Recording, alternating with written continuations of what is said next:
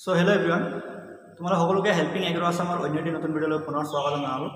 আজিৰ ভিডিঅ'ত আলোচনা কৰিব গৈ আছোঁ আসাম এগ্ৰিকালচাৰ ইউনিভাৰ্চিটিয়ে কণ্ডাক্ট কৰা কমন এন্ট্ৰেন্স টেষ্টত লাষ্ট 10 ডেজত তোমালোকে কেনেকৈ 130+ মাৰ্ক তোমালোকে পাব পাৰা, কাৰণ কি কি সাবজেক্টৰ পৰা কি কি টপিক তোমালোকে পঢ়িলে 130+ মাৰ্ক তোমালোকে সিটি এক্সামত উঠাব পাৰিবা। বায়োলজিৰ দুটা পাৰ্ট আছে, বটানী আৰু জুলজি। সো কমপ্লিট তোমালোকক চেপ্টাৰ ওয়াইজ মই টপিক কেইটা আজিৰ ভিডিঅ'ত দিব চেষ্টা কৰিম যে কোনকেইটা টপিক তোমালোকে পঢ়ি গ'লে তাৰ পৰা কুৱেশ্যনছ তোমালোকে 100% পাবাই। লগতে তোমালোকক কম যে ফিজিক্স আৰু কেমিষ্ট্ৰি তোমালোকে কেনেকৈ পঢ়িবা। ফিজিক্সত তোমালোকে মডাৰ্ণ ফিজিক্স পাব পাৰা। সো মডাৰ্ণ ফিজিক্সৰ পৰা কেনেকুৱা ধৰণৰ কুৱেশ্যনছ আহে, বাকি ফিজিক্সৰ পৰা নিউমেৰিকেল বেছি আহে নে থিয়ৰি বেছি আহে, মই অলৰেডি তোমালোকক মোৰ প্ৰিভিয়াছ ভিডিঅ'কেইটাত এক্সপ্লেইন কৰিছোঁ। তথাপিও আজিৰ ভিডিঅ'ত তোমালোকক ভালদৰে এক্সপ্লেইন কৰিম। সো ভিডিঅ'টো অলপ লেন্দি হ'ব পাৰে, বাট তোমালোকে ভিডিঅ'টো সম্পূৰ্ণ চাবা। সো কেমিষ্ট্ৰিত তোমালোকৰ ইনঅৰ্গেনিক থাকিব, অৰ্গেনিক থাকিব, ফিজিকেল কেমিষ্ট্ৰি থাকিব। সো তোমালোকে কোনখিনি টপিক বা কোনখিনি পাৰ্ট তোমালোকে কেনেকৈ পঢ়িবা, লাষ্ট 10 ডেজ আছে। সো তোমালোকৰ হাতত টাইম বহুত কম আছে, কাৰণ বহুতে ভাবি আছিলে যে জুলাইৰ লাষ্টত হ'ব বা সবে এক্সপেক্ট কৰি আছিলে যে এক্সামটো অলপ পিছুৱাই হ'ব, বাট এগ্ৰিকালচাৰ ইউনিভাৰ্চিটিয়ে এক্সামটো বহুত সোনকালে দি দিছে। 5 and 6 জুলাইত তোমালোকৰ এক্সামটো হ'ব। সো তোমালোকে লাষ্ট 10 ডেজত কেনেকৈ প্ৰিপেয়াৰ কৰিলে তোমালোকৰ সিটি এক্সামত স্ক'ৰটো 130+ থাকিব। সো একচুৱেলি কি হয়, সিটি এক্সামত তোমালোকে স্ক'ৰটো গম নোপোৱা, টোটেল 160 মাৰ্কছ থাকে। সো তোমালোকৰ যেতিয়া ৰিজাল্ট আহিব তেতিয়া পাৰ্চেণ্টেজৰ হিচাপতহে ৰিজাল্টটো আহে, মাৰ্কছৰ হিচাপত নাহে। তথাপিও তোমালোকৰ যোনটো এটা আইডিয়াৰ কাৰণে বা তোমালোকে যেহেতু 160 মাৰ্কছ এটেম্প কৰিবা এক্সামত, সো তোমালোকে এটা আইডিয়া তোমালোকক পোৱাৰ কাৰণে মই তোমালোকক মাৰ্কছটো জনাই দিম যে 130+ কুৱেশ্যনছ কেনেকৈ তোমালোকে কাৰেক্ট কৰিবা, তেনেহ'লে তোমালোকে কি পঢ়িব লাগিব। সো কমপ্লিট ভিডিঅ'টো তোমালোকে চাবা, আৰু যদি চেনেলটো ছাবস্ক্ৰাইব কৰা নাই চেনেলটো ছাবস্ক্ৰাইব কৰি কিনে বেল আইকন দবাই ৰাখিবা, কাৰণ আমাৰ চেনেলত যদি তোমালোকে আসাম এগ্ৰিকালচাৰ ইউনিভাৰ্চিটিৰ যিকোনো ইনফৰমেশ্যন পাবা।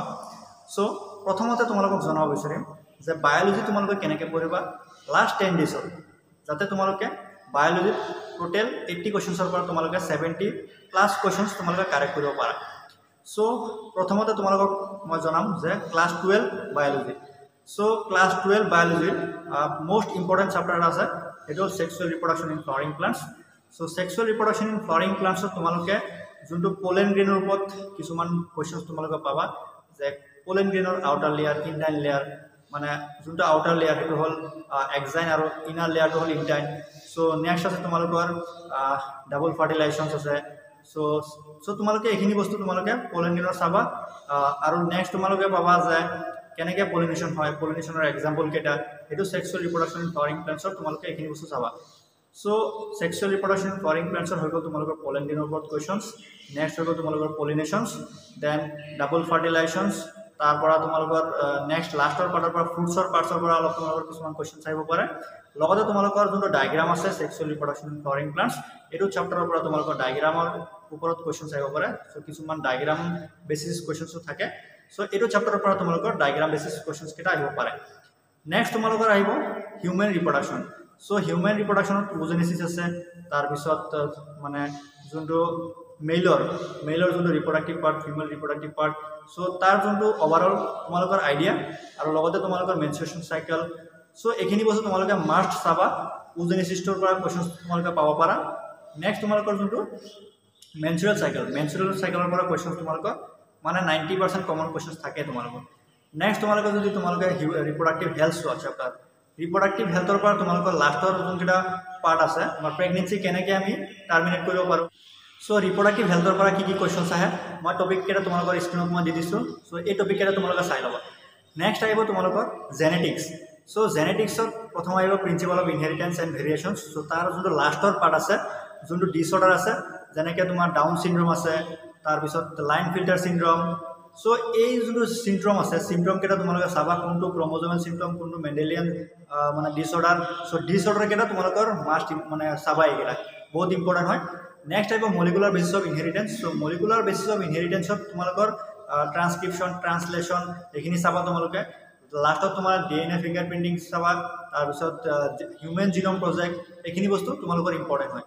মানে মই যোনকেইটা টপিক কৈছোঁ তাৰ পৰা প্ৰিভিয়াছ 3 ইয়াৰ্ছত কুৱেশ্যনছ আহিছিলে, আৰু সেইটো বেচিছত মই তোমালোকৰ কাৰণে মানে PDF কেইটা বনাই ৰাখিছোঁ মানে কুৱেশ্যনছ কোনটো টপিকৰ পৰা কেনেকুৱা ধৰণৰ কুৱেশ্যনছ আহে সো তেনেকৈ মই 700 প্লাছ কুৱেশ্যনছ অলৰেডি প্ৰিপেয়াৰ কৰা হৈছে সো তোমালোকক মই পিছত জনাই আছোঁ সেই কুৱেশ্যনছ কেইটা কেনেকৈ তোমালোকে ল'বা সো নেক্সট পাৰ্টটো আহিব তোমালোকৰ বায়োটেকনলজি সো প্ৰথমতে তোমালোকে বায়োটেকনলজিৰ প্ৰিন্সিপালটো পাবা নেক্সট বায়োটেকনলজিৰ এপ্লিকেশ্যনছ সো প্ৰিন্সিপালৰ পৰা কি কি টপিক আহে তোমালোকে মোৰ স্ক্ৰীনত দেখিব পাৰা স্ক্ৰীনত মই দি দিছোঁ বায়োটেকনলজি যোনটো প্ৰিন্সিপালৰ পৰা যোনকেইটা কুৱেশ্যনছ আহে বা কোনকেইটা টপিক এই টপিক কেইটা মোৰ স্ক্ৰীনত তোমালোকে দেখা পাইছা লগতে তোমালোকৰ যোনটো বায়োটেকনলজিৰ এপ্লিকেশ্যন সো সেই এপ্লিকেশ্যনছৰ টপিক কেইটা মই তোমালোকৰ স্ক্ৰীনত দি দিছোঁ সো তোমালোকে স্ক্ৰীনত চাই লোৱা এই টপিক কেইটা তোমালোকৰ মোষ্ট ইম্পৰ্টেণ্ট সো তোমালোকে এই টপিক কেইটা কেতিয়াও স্কিপ নকৰিবা কাৰণ এইকেইটা টপিকৰ পৰা লাষ্ট ইয়াৰ্ছত মানে কুৱেশ্যনছ আহিছে আৰু এইটো বছৰতো কুৱেশ্যনছ আহিব পাৰে সো তোমালোকে কেতিয়াও স্কিপ নকৰিবা সো নেক্সট আহিব হিউমেন হেল্থ এণ্ড ডিজিজ আৰু microbes in human welfare so microbes in human ৱেলফেয়াৰত তোমালোকে মাইক্ৰবছৰ নামটো মুখস্থ কৰিবা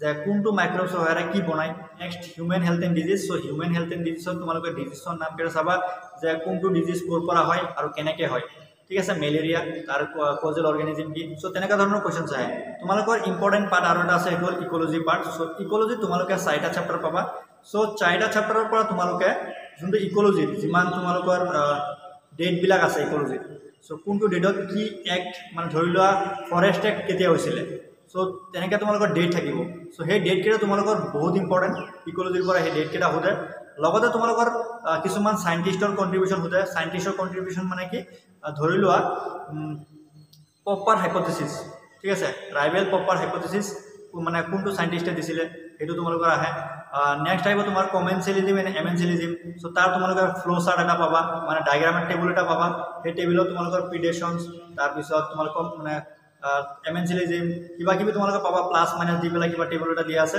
সো সেইটো তোমালোকৰ মোষ্ট ইম্পৰ্টেণ্ট তাৰ পৰা কুৱেশ্যনছ তোমালোকৰ এটা থাকিবই প্ৰিডেশ্যনছ আছে তাৰপিছত কম্পিটিশ্যনছ সো তেনেকৈ তোমালোকৰ টেবুল এটা দিয়া আছে সেই টেবুলটো তোমালোকৰ most important then IUCN red লিষ্টৰ মতে কিমানটা স্পেচিছ এক্সটিংক্ট হৈছে সো সেইখিনি বস্তু তোমালোকৰ একজেক্ট কুৱেশ্যনছ তাৰ পৰা আহি যায় সো নেক্সট তোমালোকৰ logistic and exponential growth curve so তাৰ জাষ্ট তোমালোকে তোমাৰ যোনটো ইকুৱেশ্যনছ আছে সেই ইকুৱেশ্যনছটো তোমালোকে চাই ৰাখিবা তাৰ পৰা তোমালোকক নুসুধে যে ইকুৱেশ্যনটো কেনেকৈ আহিলে যেনেকৈ ফিজিক্সত সোধে সো তেনেকৈ কেতিয়াও নুসুধিব জাষ্ট তোমালোকৰ ইকুৱেশ্যনটো সুধিব যে কোনটো লজিষ্টিক গ্ৰোথ কাৰ্ভ আৰু কোনটো এক্সপনেনচিয়েল গ্ৰোথ কাৰ্ভ সো তেনেকৈ তোমালোকে ইক'লজি পাৰ্টটো পঢ়িবা সো এইখিনি আছিলে তোমালোকৰ ক্লাছ 12ৰ বায়'লজি নেক্সট তোমালোকৰ আহিব ক্লাছ 11ৰ বায়'লজি সো ক্লাছ 11ৰ বায়'লজিত প্ৰথমতে তোমালোকক মই ক'ব বিচাৰিম যে biological classifications and living world so দুটা চেপ্টাৰ মই একেলগতে কৈ দিছোঁ সো এই দুটা চেপ্টাৰ কমপ্লিট তোমালোকে এনচিইআৰটি ৰিডিং কৰিবা কাৰণ তাত তোমালোকৰ কিছুমান এক্সাম নাম সুধি দিব পাৰে যে ডাইন'ফ্লেজিলেট মানে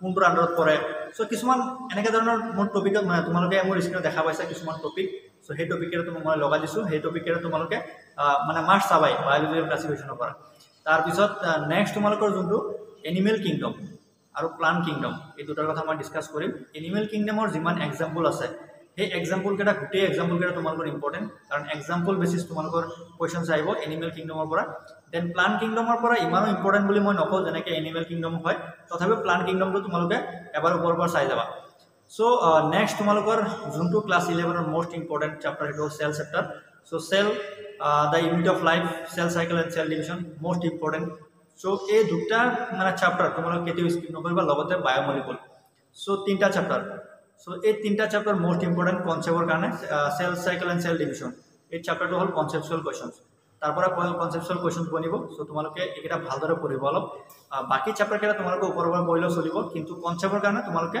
চেল চাইকেল এণ্ড চেল ডিভিজনটো অলপ ভালদৰে পঢ়িবা যেনেকৈ ষ্ট্ৰাকচাৰেল অৰ্গেনাইজেশ্যনৰ পৰা তোমালোকে এইটো চেপ্টাৰ অলপ চাবা লাষ্টৰ ফ্ৰগ পাৰ্ট আৰু কক্ৰচ আছে সেইখিনি বস্তু তোমালোকে অলপ চাই দিবা বটানী পাৰ্ট যেনেকৈ মৰ্ফলজি ফ্লাৱাৰিং প্লাণ্টছ ঠিক আছে সো এইখিনি বস্তু তোমালোকে মৰ্ফলজিৰ পৰা তোমালোকে যিমান এক্সাম্পল আছে মৰ্ফলজিৰ প্ৰত্যেককেইটা এক্সাম্পল তোমালোকে পঢ়িবা দেন ৰেছপিৰেশ্যন আছে ফটোচিনথেচিছ আছে সো ইয়াৰ যোনকেইটা ৰেছপিৰেশ্যন আৰু ফটোচিনথেচিছৰ যিমান চাইকেল আছে ডাঙৰ ডাঙৰ চাইকেল ক্ৰেব চাইকেল হওক তাৰপিছত গ্লাইক'লাইচিছ চাইকেল হওক গোটেই চাইকেলকেইটা তোমালোকে পঢ়িব লাগিব কাৰণ তোমালোকৰ এনেকৈ লাগিব পাৰে যে চাইকেলৰ পৰা কুৱেশ্যনছকেইটা নাহে ইমান ডাঙৰ ডাঙৰ চাইকেল সো চাইকেলৰ পৰা কেনেকৈ ধৰি লওক ফৰ এক্সাম্পল গ্লাইক'লাইচিছ সো গ্লাইক'লাইচিছৰ পৰা কুৱেশ্যনছ কেনেকৈ আহে ফৰ এক্সাম্পল ধৰি লোৱা কিবা মানে গোটেই যোনটো তোমালোকৰ গ্লাইক'লাইচিছৰ চাইকেলটো আছে মাজৰ পৰা এটা বস্তু সুধি দিব মানে প্ৰথমতে গোটেইটো ফ্ল' চাৰ্ট বনাব মাজৰ পৰা এটা বস্তু নাইকিয়া কৰি দিব তোমালোকক সুধিব যে সেই বস্তুটোৰ নাম কি এই যোনটো ষ্টেজ সেই ষ্টেজটোৰ নাম কি সো তেনেকুৱা ধৰণৰ কুৱেশ্যনছ তোমালোকৰ পৰা আহে চাইকেলত দেন লাষ্টত তোমালোকৰ যোনটো আহিব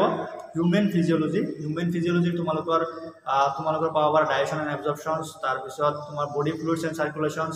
চ' এইখিনি বস্তুৰ পৰা যিমান লাষ্টৰ পাৰ্টৰ পৰা যোন ডিছঅৰ্ডাৰ পাৰ্ট আছে এই ডিছঅৰ্ডাৰ পাৰ্টকেইটা তোমালোকে হিউমেন ফিজিঅলজিৰ এটা ডিছঅৰ্ডাৰ তোমালোকে স্কিপ কৰিব নোৱাৰা, গোটেই ডিছঅৰ্ডাৰকেইটা তোমালোকে চাবা।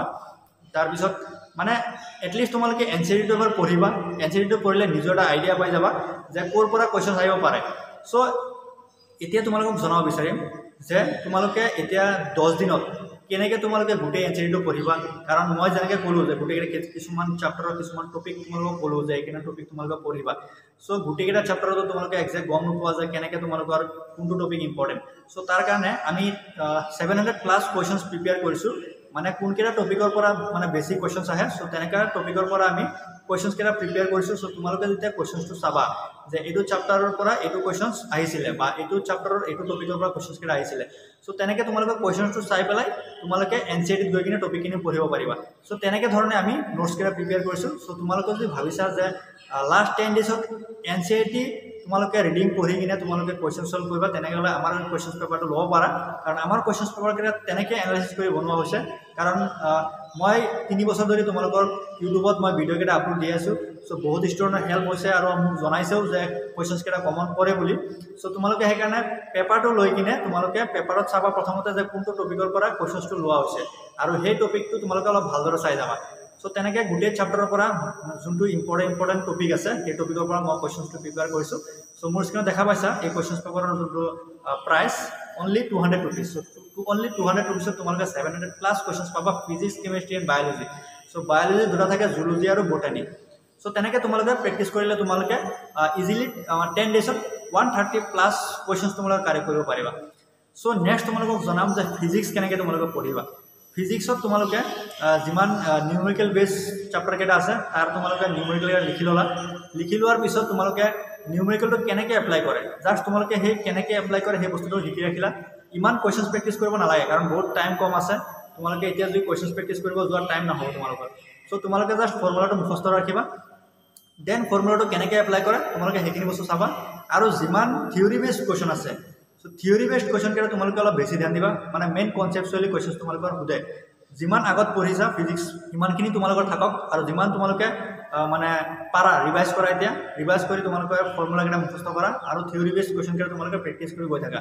চ' এইখিনি হ'ল তোমালোকৰ ফিজিক্স। দেন আহিব কেমেষ্ট্ৰি। চ' কেমেষ্ট্ৰিত আহিব ইনঅৰ্গেনিক, অৰ্গেনিক আৰু ফিজিকেল কেমেষ্ট্ৰি। চ' প্ৰথমতে তোমালোকক জনাম যে ফিজিকেল কেমেষ্ট্ৰি কুৱেশ্যনছ কেনেকুৱা আহে।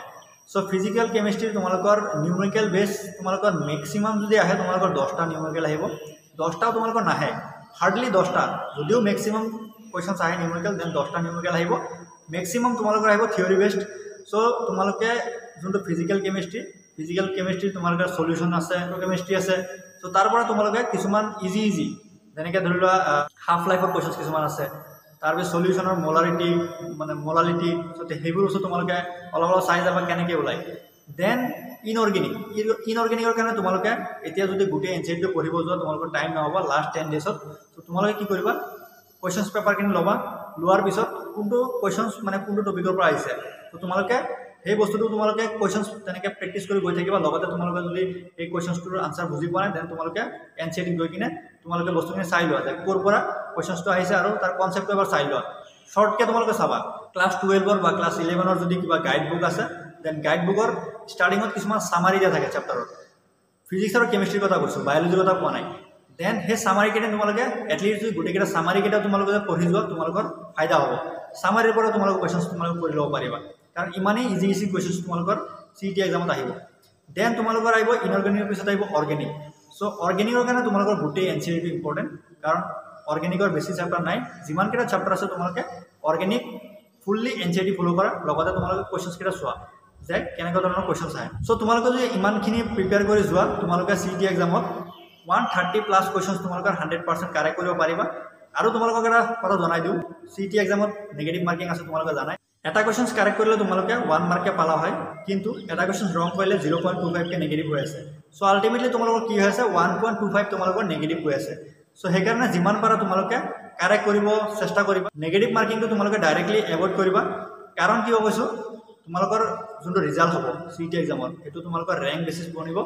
চ' যাৰ ৰেংক আগত থাকে তাৰ প্ৰিফাৰেঞ্চটো বেছি থাকে ধৰি লোৱা ৰেংক 1 যাৰ আছে সি সব ডিপাৰ্টমেণ্টত যাব পাৰিব মানে এজনেতো আৰু গোটেইকেইটা ডিপাৰ্টমেণ্ট ল'ব নোৱাৰে কিন্তু তাৰ যোনটো নিজৰ মতে ল'ব পাৰিব যদি ভেটেনেৰি ল'ব বিচাৰিছে ল'ব পাৰিব যদি এগ্ৰিকালচাৰ ল'ব বিচাৰিছে ল'ব পাৰিব ফিচাৰী ল'ব বিচাৰিলে ল'ব পাৰিব মানে নিজৰ ইচ্ছামতে ল'ব পাৰিব সেইকাৰণে তোমাৰ ৰেংকটো যিমান পাৰা কমত মানে আনিব চেষ্টা কৰা তেনেহ'লে তোমালোকৰ প্ৰিফাৰেঞ্চটো বেছি থাকিব সো নেক্সট ভিডিঅ'ত তোমালোকক মই জনাম যে মিনিমাম কিমান মাৰ্কছ পালে তোমালোকে কোনটো কলেজ পাব পাৰা এক্সপেক্টেড কাট অফটো তোমালোকক মই জনাই দিম সো ইমানখিনি আছিলে আজিৰ কাৰণে সো ইয়াৰ ওপৰত যদি তোমালোকৰ কিবা ডাউট থাকে ভিডিঅ' ডেছক্ৰিপশ্যনত কণ্টেক্ট নাম্বাৰ দিয়া থাকিব তোমালোকে কণ্টেক্ট কৰিব পাৰিবা আৰু যদি তোমালোকে ভাবিছা যে কুৱেশ্যন পেপাৰখিনি ল'বা তেনেহ'লে তলত হোৱাটছএপ নাম্বাৰ দিয়া আছে তোমালোকে কণ্টেক্ট কৰিলে হ'ল তোমালোকে ইজিলি লৈ ল'ব পাৰিবা সো ভিডিঅ'টো ভাল লাগিলে তোমালোকে ভিডিঅ'টো লাইক কমেণ্ট কৰি যিমান পাৰা ভিডিঅ'টো শ্বেয়াৰ কৰিবা